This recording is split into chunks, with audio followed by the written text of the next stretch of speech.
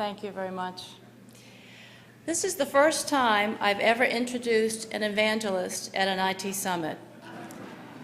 Vint Cerf is Vice President and Chief Internet Evangelist for Google since October 2005. In this role, he's responsible for identifying new enabling technologies to support the development of Internet-based products and services, and is an active public face for Google. He's also been called one of the fathers of the Internet. President Clinton presented him and colleague Robert Kahn the U.S. National Medal of Technology for founding and developing the Internet. He and Mr. Kahn were recipients of the Alan Turing Award, which is sometimes called the Nobel Prize of Computer Science. President Bush awarded Mr. Cerf and Mr. Kahn the Presidential Medal of Freedom for their work. This is the highest civilian award given by the United States to its citizens. Please help me welcome Vint Cerf.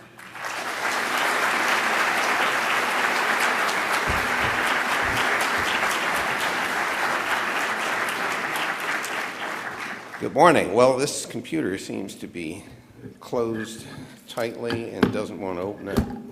How many engineers does it take to open this little bugger? Okay.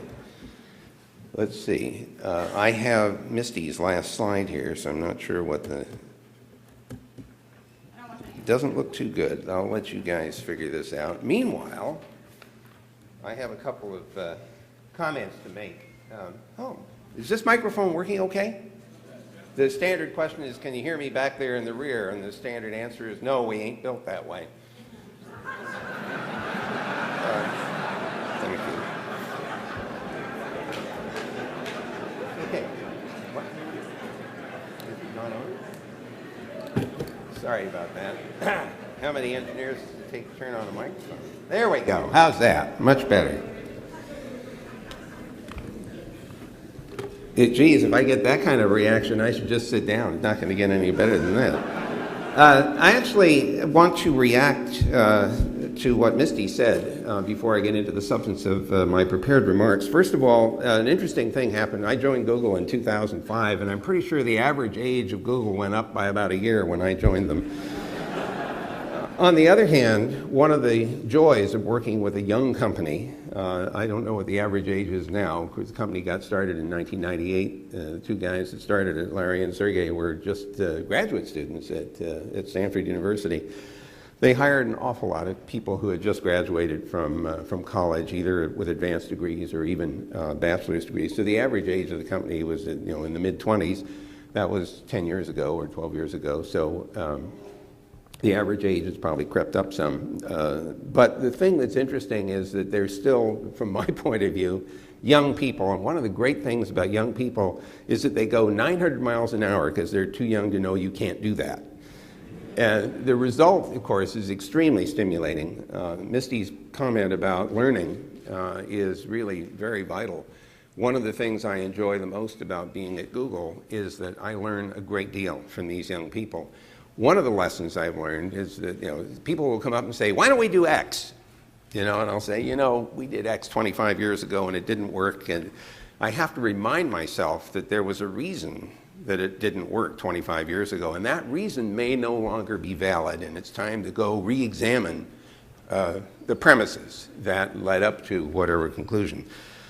The other thing I wanted to suggest to you is that the term mission at NASA is a term of art. And in fact, from the context of the IT organization, it's a very tricky, possibly even dangerous term. So let me try to explain why I might feel that way. NASA has been very successful precisely because its scientific missions have been mission-centric, managed in a mission-centric way, focus on the mission, which is what Misty told you. However, in the IT department, one of the missions of IT is to support all of those scientific missions. You are an infrastructure. And that means, in many cases, designing and building systems that are multi-mission in nature. And so one of the key points that I hope you'll take away from my presentation is that designing communications and information infrastructure architectures must be viewed from a multi-mission point of view, because you have to persist over many, many different missions. Your systems have to work over many missions. So now to get into the substance of my talk this morning, let me just, why do I not have, oh, thank you, okay. One of the reasons that I wanted to talk a little bit about internet is that you live in the middle of a vast and growing public network environment. Internet looked like this in 1999. It looks like this in 2010, just bigger and more colorful. What's important, though, about the picture is it was generated automatically by looking at the global routing tables. The colors represent different autonomous systems in the network. There are literally hundreds of thousands of networks that are all interconnected together. They are not run top down. This is a collaboration of global proportions. So this is a cooperative activity, and you're part of it. So this is an unusual kind of thing. It's not centrally managed at all. It's a very, very distributed architecture. The only reason it works is that there are standards that everybody voluntarily adopts in order to allow this complex system to work. The number of machines on the internet used to be doubling every year. Now the growth rate is rather slower. On the other hand, you can't see all the computers that are on the net. So this is the picture of the machines that are publicly visible. But there are lots and lots of machines that are hiding behind firewalls in virtual private networks, some of which belong to NASA, some of which belong to Google and others. So the actual rate of growth of the number of machines on the network it may be substantially larger than what we can see publicly. The number of people on the network is getting close to 1.8 billion. I might also add that the number of mobiles in the world has gotten up into the 4.5 billion range. The reason that's relevant to internet is that many of those mobiles are internet enabled. And for those of us at Google, for example, we have to make sure our products and services work on the mobiles as well as the laptops and desktops and the like. So this is an important part of our world, and probably yours as well. There's probably not a person in the room that doesn't have at least one and possibly more than one mobile, many of which are smartphones that have internet capability. Here's where the users are. This is another kind of surprising statistic. I watched, of course, this system grow over the last 35 or 40 years. The Asian population is now the largest in absolute numbers. Half of the Asians on the internet are in China, about 400 million of them. And that's only a 20% penetration. So you can imagine over the course of the next decade that many, many more people on the net will be from Asia, and therefore their languages and cultures and interests will color the content and style of the internet for the time to come. The rest of the data is as you see it. I've stopped making any predictions about Europe, though, because they keep adding countries, so the definition of Europe keeps changing. So, I don't know what to say about that in the future. This is not the start market, at least I hope not. This is the number of, or the amount of IP version 4 address space that's available on the internet. As you can see, it's dropping rapidly. We have almost completely exhausted the IPv4 address space. There's about 5% of it left. And that's my fault, actually, I have to admit. In 1977, when I was running the internet program for the Defense Department, I had to decide how much address space does this internet thing need. Now, remember, this started in 1973 when Bob Kahn and I wrote the first papers that were published in 74. So by 1977, this is very much an experiment. We don't know if it's going to work. And after a year of arguing among the engineers, no one coming to any conclusion about how much address space was needed, there were three choices: variable length, 128-bit or 32-bit address space. And, I thought 32 bits, 4.3 billion terminations, that's got to be enough to do an experiment. The problem is that the experiment never ended. And so here we are, we're still in the experimental stage. We need to do something about allowing the network to continue to expand, and that solution is IP version 6. By the way, for those of you who don't know, Theodore Geisel, Dr. Seuss, made sculptures as well as drawing cartoons and things. I acquired this not too long ago, and it seemed perfect for this IPv6 point. If you are not prepared to run IPv6 in your IT systems, get ready, because you're going to need it. In addition to that, you're finding a number of major changes happening in the internet environment. One is the addition of non-Latin characters to the domain name system. They've already been released in Cyrillic, in Chinese, in Arabic, and so on. So if you have systems that don't know about Unicode and are not prepared to deal with non-Latin character sets in your web environment, you need to correct that deficiency. Security is an increasingly important issue in the net because of its scope and the things we depend upon it for. So DNSSEC, the digital signing of domain names, is now a reality. A number of top-level domains are already digitally signing their zone files, and the root zone was signed finally in July of this year. In addition to that, the routing system has vulnerabilities. You can announce routing space that you don't own or that hasn't been assigned to you and cause people to route traffic to the wrong place in the net.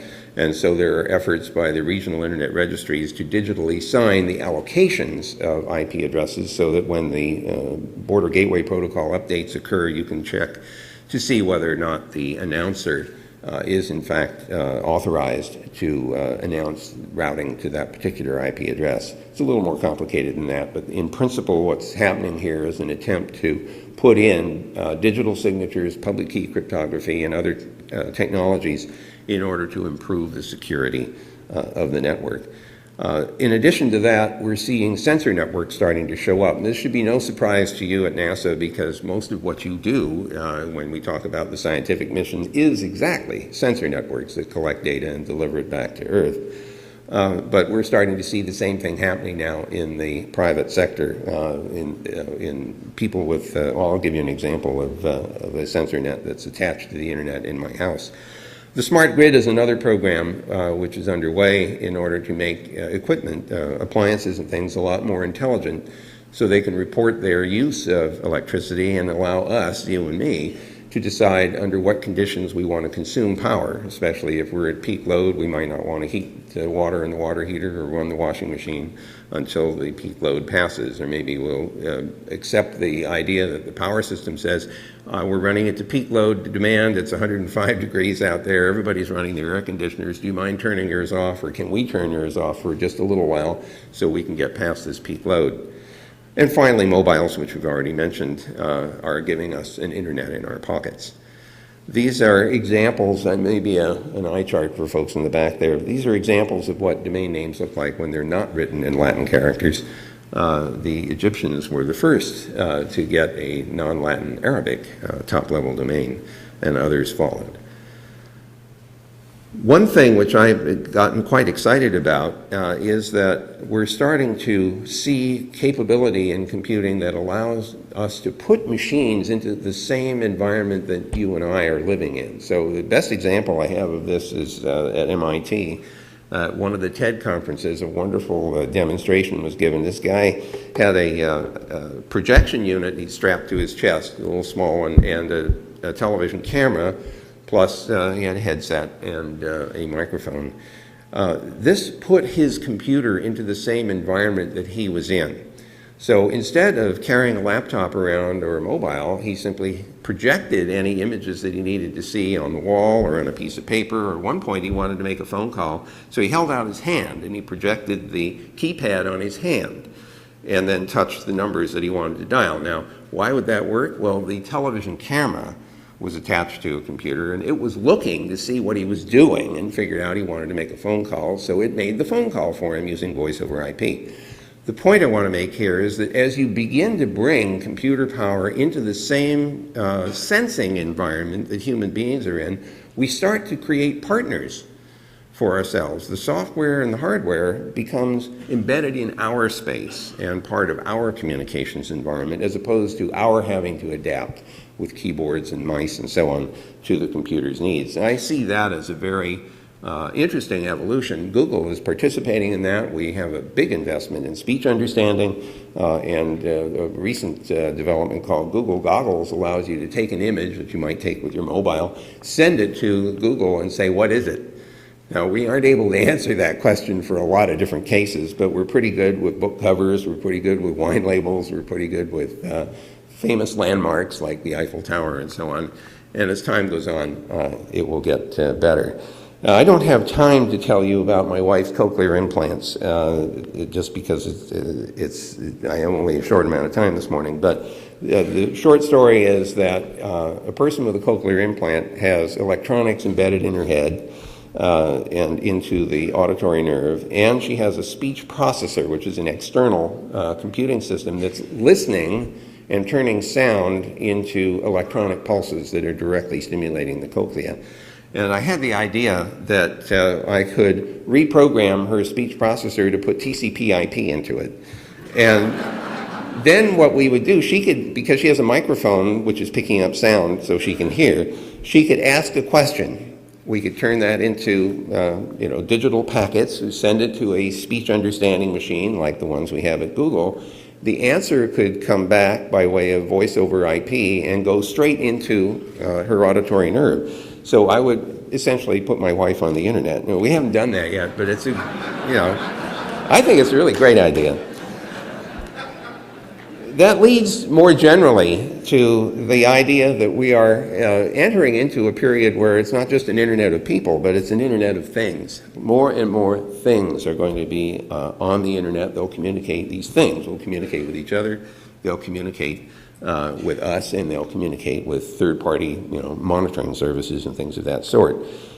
It's going to become increasingly important to introduce strong authentication in such an environment, because you don't want the 15-year-old next door to reprogram your house while you're away. So all of these devices that are communicating and upon which we may rely increasingly need to have access control using two-factor authentication or other kinds of strong authentication mechanisms.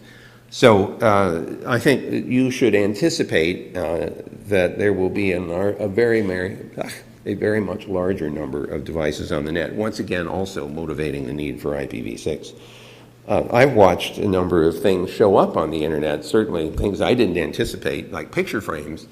I remember when the first picture frames came along that are plugged into the internet, somebody ran into my office, Vint, did you see the internet-enabled picture frame? And I remember thinking, that sounds about as useful as an electric fork, But I was wrong. It turns out they're really nice. You plug them in. You don't have to boot up Windows or log in or do anything. It just runs. And every 24 hours, it goes off to a website, downloads an image, and cycles through the images. So if you're like me, we have family members who take digital pictures with their digital cameras and their mobiles, upload them to a website. The picture frames download the pictures, and you get up in the morning, you get an idea of what's going on with the nieces and the nephews and the grandchildren. Now, you'll appreciate the need for security here, because if the website that the picture frame is downloading from gets hacked, the grandparents may see pictures of what they hope is not the grandchildren.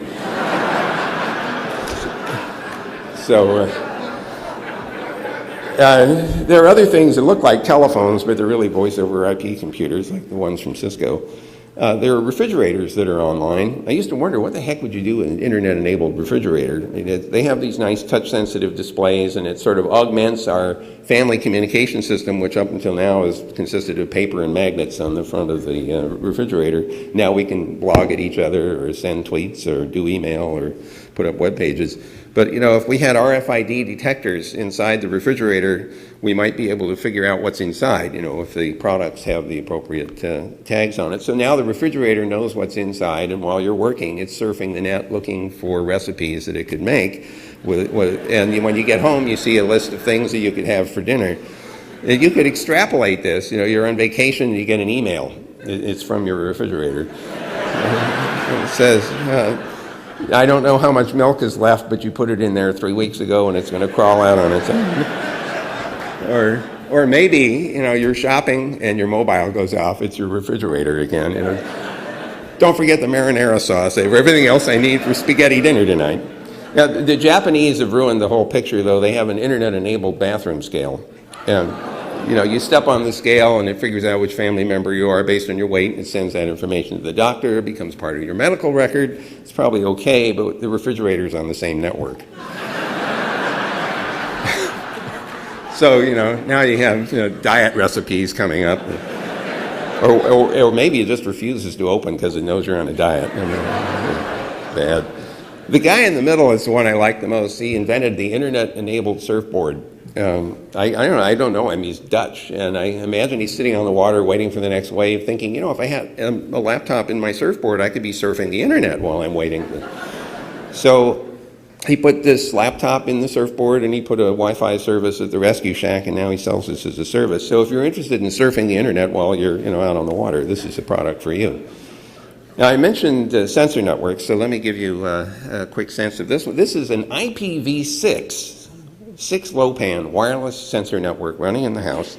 And this is not me in the garage with a soldering gun. This is actually a product that you can buy from a company called Archrock out on the West Coast. This is sampling temperature, humidity, and light levels in the house every 5 minutes and recording that in a server that's down in the basement. And I know your first reaction is only a geek would do that, but in fact, I had a purpose in mind because I wanted real data for how well the heating, ventilation, and air conditioning system works in the house. So I now have a year's worth of this information, and when the guys come out to figure out, how well is the heating and cooling doing, I have real data that we can do some serious engineering with. Now, one of the rooms in the house is the wine cellar. This is important because, I have to keep it below 60 degrees Fahrenheit and above 50% humidity so the corks don't dry out. So that one has been alarmed, and if the temperature goes through 60-degree barrier, I get an SMS on my mobile. So this actually happened. I was visiting Argonne National Laboratory last year, and as I'm walking in the door for a 3-day visit, the mobile goes off. It's the wine cellar calling. And you just penetrated the 60-degree barrier. Every 5 minutes for the next 3 days, I kept getting a little note saying your wine is warming up. Unfortunately, my wife was away for 2 weeks, so by the time I got home, it was 70 degrees in the wine cellar. And so I said, well, I called the Archrock guys and says, do you guys make actuators? They said yes. So one of my projects now is to put in a remote actuator, so if I get the signal that we've gone through 60 degrees, I can poke a button and turn the cooling system back on. Of course, that requires strong authentication so that the 15-year-old next door, et cetera. And I thought, I can tell if the lights have gone on in the wine cellar because of the sampling, but I don't know. I know somebody went in, but I don't know what they did. So back to the RFID chips again, 1 chip per bottle, then I can do an inventory to see if any wine has left the wine cellar without my permission while I'm away. But an engineer friend of mine was debugging the design and said, you could go into the wine cellar and drink the wine and leave the bottle. So now we're going to have to put a sensor in the cork, and as long as we're going to do that, we might as well sample the esters to figure out whether or not the wine is good to drink or not. So before you open the bottle, you check the cork, interrogate the cork, and if that's the bottle that reached 90 degrees, during a summer outage, that's the bottle you give to somebody that doesn't know the difference. So. All right, so I mentioned the smart grid, and really the smart grid, the idea of paying attention to how we use electrical resources and how we can be smarter about using them is just the beginning. In fact, more generally, we should be instrumenting our offices and our homes and our cars and so on to keep track of our use of resources, especially those that are not renewable, so that we can get smarter about how we use those resources. And that feedback loop has not been available to us. It's like at the end of the month you get a bill for however many kilowatt hours you use, but you don't know why. So we should be able to explain what it was you did and whether changes in your choices would make a difference. We're going to have a lot of devices that need to communicate with each other, and so those of you who enjoyed the Star Wars movies and C-3PO's special capabilities will appreciate that we're going to need more like him as time goes on. Well, I want to switch gears a little bit because this gets in a way to some of what you are responsible for. NASA is a very large organization, has a lot of moving parts. Part of your job is to help keep the organization functioning, but in addition, the primary purpose of the organization is space exploration and observation, and part of your mission is to help those missions succeed. One piece of infrastructure that was built back in the 1960s is called the Deep Space Network. It's a very, very impressive piece of work. You know about it. You know there are 70-meter dishes in 3 places around the world. They're used to communicate with spacecraft that are in orbit around planets, or in some cases landing on the surface or flying past an asteroid. But it's a point-to-point radio link, and that's a pretty primitive kind of network. We've done amazing things. You've done amazing things. using that capability. But my colleagues and I believe that it is time to expand the functionality of the networking to be more like the internet. So we were motivated in part by the missions to Mars. You will recall, of course, the Pathfinder, and then the 2 rovers, and of course the Phoenix lander in 2008. What's interesting about these particular missions is that the original plan for the rovers was to transmit data direct to Earth at 28 kilobits per second. When the long-distance radios, long-haul radios were turned on, my understanding is that they overheated, and that this turned out to be a design problem because the same problem showed up in both rovers. So the duty cycle had to be reduced, and of course the scientists were already unhappy with 28 kilobits a second, let alone a reduced duty cycle. So it was noted that there was an X-band radio on board both rovers, which could go at 128 kilobits a second to reach the orbiters. It couldn't go all the way back to Earth, but it could reach the orbiters. So the orbiters and the rovers were reprogrammed to do store and forward, namely take the data, wait until an orbiter gets into view, transmit the data up to the orbiter, have the orbiter hold on to the data until it gets to the right place in orbit so it could transmit the data back to Earth. From the orbiters, the data transmission rate was actually 128 kilobits a second because they were out of the atmosphere and had more power. So the result was more data coming back through this store and forward method, and I don't need to remind you that that's the way the internet works. It's a store and forward packet switching network. So this is a kind of a worked example of the sort of networking, even as trivial as a 3-node system, can make a huge difference in capacity and capability of the system. So all the data that's coming back from Mars is going that way. The Phoenix lander was up in the North Pole, and it didn't have a direct Earth path, so they used this store and forward method in order to get the data back from the Phoenix as well. So my colleagues and I, originally starting at JPL in 1998, started working on the design of an interplanetary communication network. We started out thinking we could use TCP/IP, and we very quickly realized that that wasn't going to work very well. The first problem is that the distance between the planets is literally astronomical. And the speed of light is very slow. And so between Earth and Mars, depending on where we are in our orbits, it's anywhere from 3.5 to 20 minutes one way to transmit information at the speed of light, and of course double that for a round trip. TCP doesn't do well with that kind of flow control. You basically say, I run out of room, stop. If the other guy hears you in a few hundred milliseconds, it works great, but what if it's 20 minutes before he hears you say stop? All this data is coming back and it's falling on the floor. So flow control doesn't work. Then there's this other problem. It's called celestial motion. The planets are rotating, and we haven't figured out how to stop that. So when you're talking to something on the surface, the planet rotates, and you can't talk to it till it comes back around again, or orbiters have the same problem. So it's a variably delayed, and very disrupted environment. The consequence of that is that a new kind of protocol was required, very much more tolerant of delay and disruption. We called it the bundle protocol. It's been implemented now, and we've been working on this for quite a while. The protocols have been put on the International Space Station. They have been put on board the Epoxy spacecraft, which is on its way out to rendezvous with Hartley 2 at the end of the year. We hope will be put on board the internet router in space. The Cisco router that's on board Intelsat 14 has an auxiliary processor, and Cisco and NASA have been working together to try to get the bundle protocol on board Intelsat 14. And of course, we have a number of ground-based implementations. It's publicly available software. It's open source. There are books that have been written about the delay and disruption-tolerant networking architecture. It's being standardized by the Consultative Committee on Space Data Systems.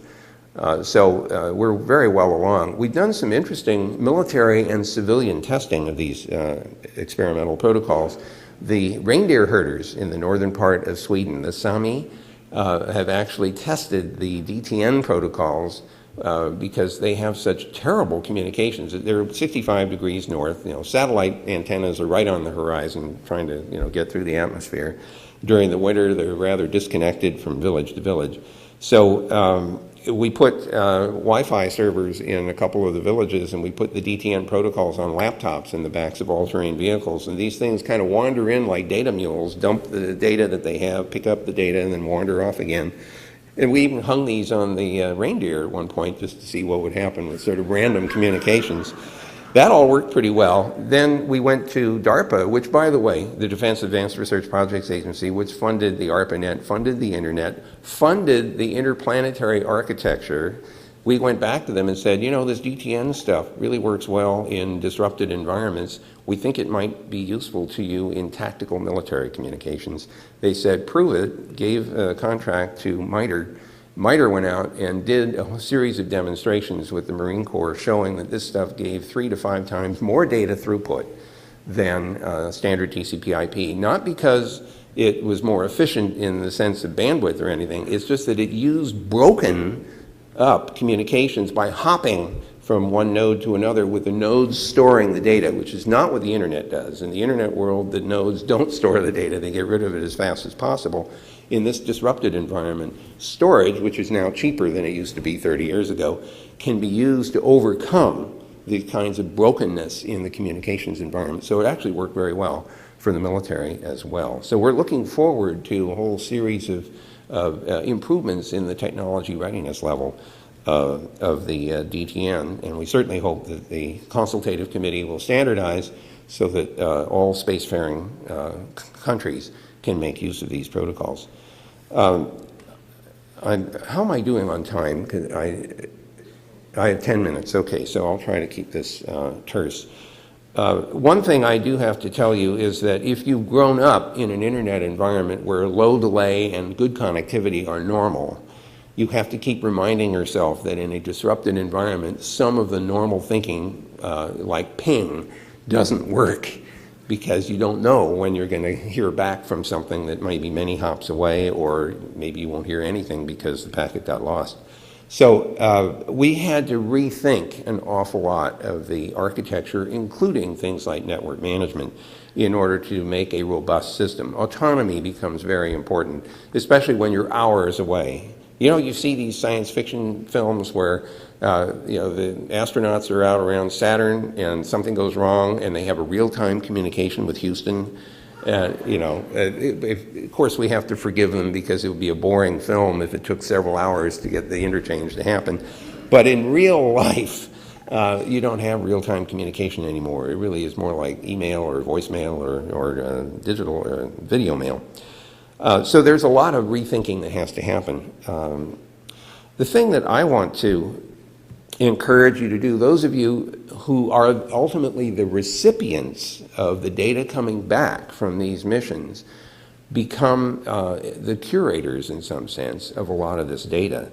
And it's incredibly important that we be able to keep this information over a long period of time and keep it in useful form. There are all the stories about the 7-track tapes that, you know, are probably read once at this point with the oxide coming off on the first read, if you can still find a 7-track tape reader at all.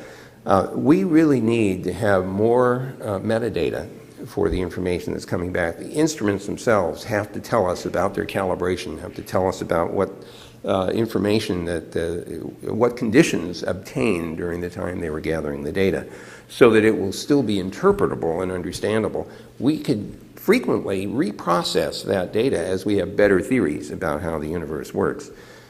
We also need to recognize that networking is not just a deep space thing. As we send more missions out with more equipment, you know, more sensor networks on the surface or mobile devices, or as missions complete their primary function and then become reused for other functions, we may accumulate more and more equipment on the various planets or in orbit around the planets. And we need to have local communications to coordinate. So we need networking not just to get back to Earth, but also to make manned and robotic missions interwork locally in a more effective way. So I am deeply concerned that we don't know exactly how to do many of these things. And so your problem, in part, is to help think through how we capture that information and make it useful over decades of time. I also wanted to mention that one of the things that we work on at Google, I'm sure you're aware of, is cloud computing.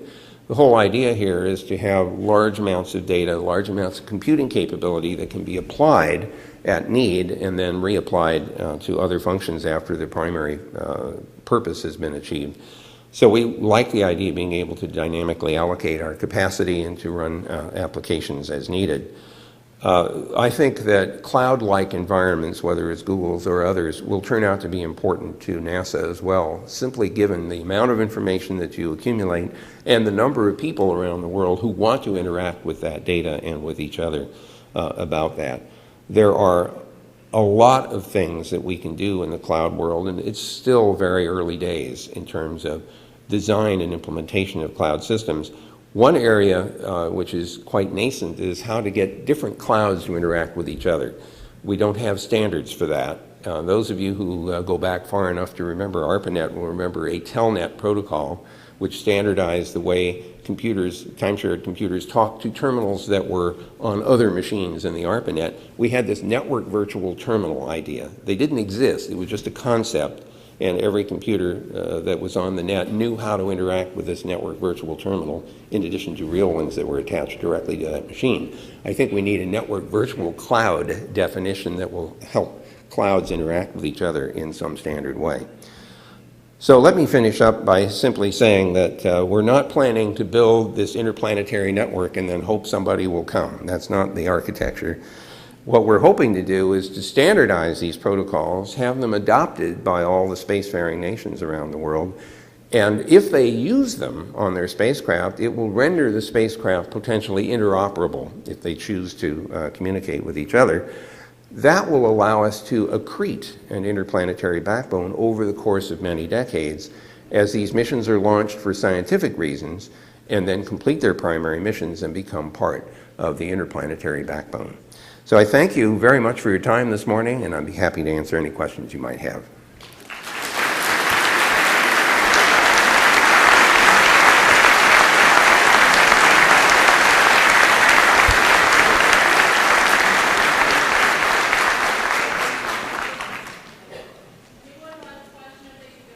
If you don't mind using the mic, that would help. It's incredible how impossible it is to see up here, Misty. I see what you mean. Well, good morning. That was very I'm interesting. gonna, Oh, you want to come down and see me? I can't see you at all, so That- I'm going to that fix may be that a good problem thing. here by hope I don't. wandering. I'm sorry to the camera guys. Too bad. How are you doing, Vince? Well, it's a How are you? Okay, and what's your NRL back in the what's your- days, and Nowcon and creating the ARPANET and stuff like that. It's a pleasure to meet you. Quite worried about your issue in your wine cellar. That's disturbing to me, and I just thought, I work for a consulting company, and I just thought we might come in. You might want to think about maybe a camera with a motion sensor, assuming you don't have nudists living with you or something like that. Okay, that's actually not a bad idea. That could send you a message. The real question I had was sort of a twofold one. One has to do with being at Google, and this idea of the asynchronous communication. Mm-hmm. Have you found that being the younger folks tend to have more of a proclivity to use asynchronous communication, and that sometimes maybe the more senior folks don't, like this face-to-face thing, come in the office, I want to talk to you. It's like, what, I want to talk to you. Let me take that question first. Yes. The answer is no in the following sense. If by asynchronous you're thinking of instant messaging and tweeting and so on, it's true that it's technically asynchronous, but it's very much used as if it's a real-time thing. And so we're finding that the young folks are impatient and think email is old stuff. Right. And so they're less interested in email than they are in more instantaneous interactions. I have a theory about this, and my theory is that a lot of those young people are, especially junior high, high school, maybe college, are geographically near their friends. That means they're in the same time zone. And so real-time interaction makes sense. As they get older, their friends disperse, and they may discover that they don't want to have a tweet at 3 o'clock in the morning with somebody. Right? And so some of these asynchronous, as you correctly described them, messaging and communication tools will become more natural for them. That's my prediction. We will have to see, of course, as we watch this cohort of twits or Twitters.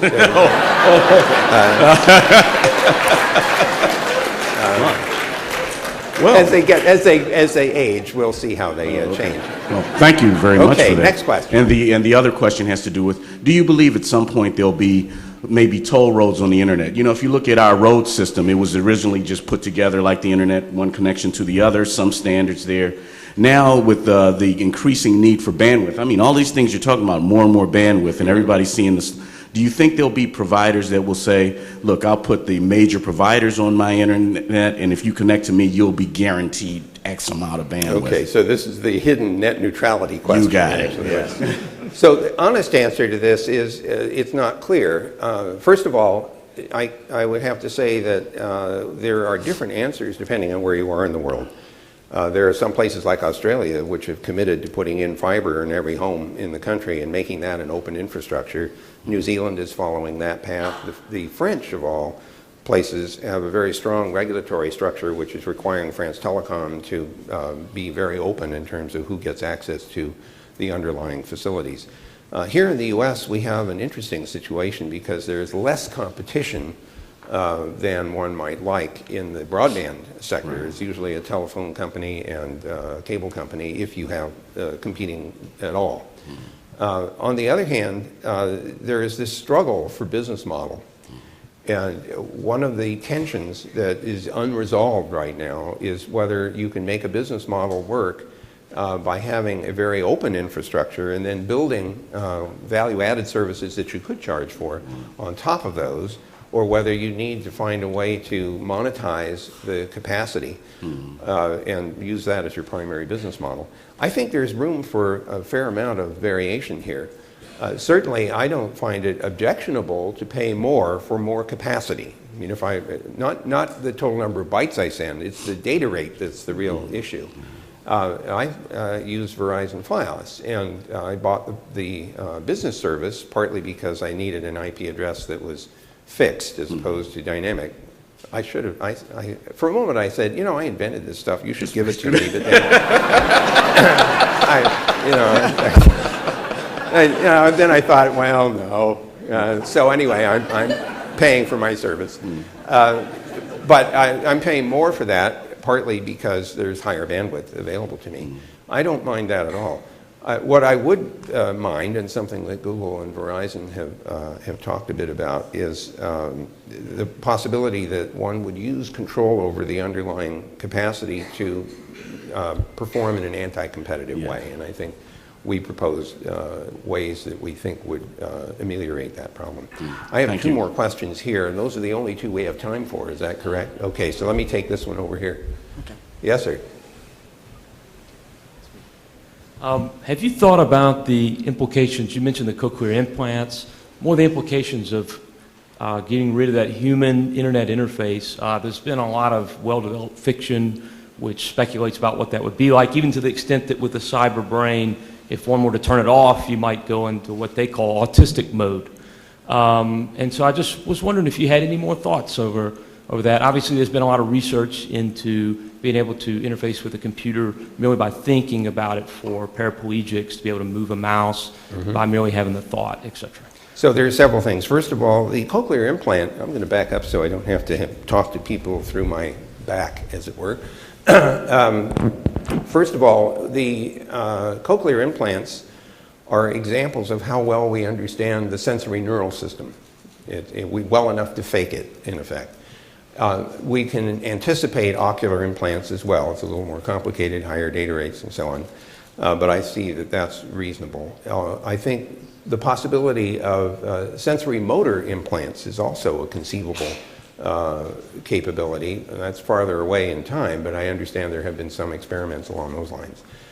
But I want to come back to the way you asked the question made me think you were worried about people becoming isolated somehow. Not interacting directly with each other because they're embedded in the online environment. Is that what you were worried about? Well, no. I guess there's a lot of ethical and security issues that arise when you connect humans directly to the internet.